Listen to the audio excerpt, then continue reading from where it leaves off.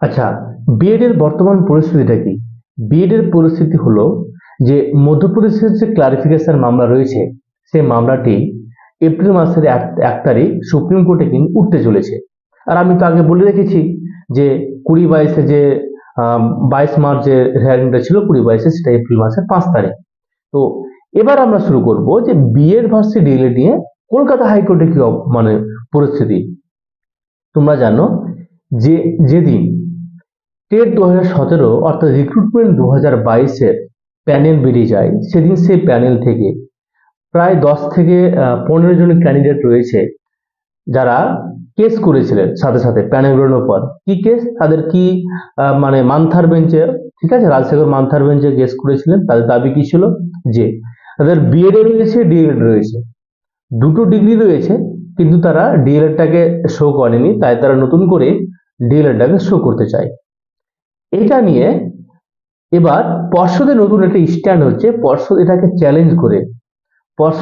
Challenge করে ডিভিশনে যেতে চাইছে। হ্যাঁ, তোমরা সাইডে যেটা দেখতে পাচ্ছ সেটা হচ্ছে এর মানে কেসের যে হিয়ারিং হবে তার একটা স্ট্যাটাস, ঠিক আছে, এবং এটা সঠিক বলছি আমি। এই স্ট্যাটাস তোমরা দেখতে পাচ্ছ যে পর্ষদ এই বিএড ভার্সেস ডিএলএড নিয়ে খুব একদম সচেতন, এবং তিনি মানে পর্ষদ অর্থাৎ গৌতম পাল চাইছে এটা কোন রকম ভাবে বিএডটা যাতে নতুন করে জটিলতা পাকাতে না পারে, সেটা তিনি চাইছেন পর্ষদ।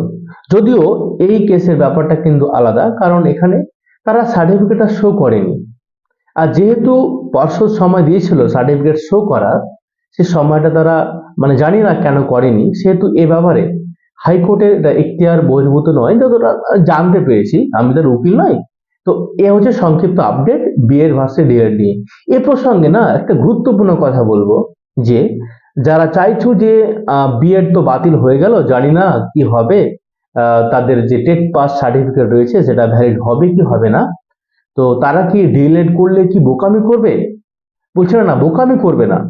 সে টেট সার্টিফিকেটটা ভ্যালিড হোক বা না হোক, সেটা এপ্রিল মাসের মানে হিয়ারিং রয়েছে, এটা আমি আপডেট দিয়ে দেব।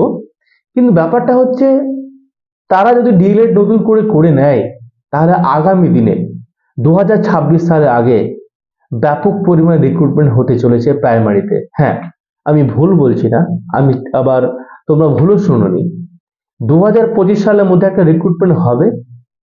2025-এর পর মানে টেট 2024-এর কথা বলছি, যে টেট 2024 না হবে, তার রিক্রুটমেন্টটা কিন্তু ওই 2026-এর বিধানসভা ভোটের মধ্যে, ইলেকশনের মধ্যে কিন্তু এটা কমপ্লিট হয়ে যাবে।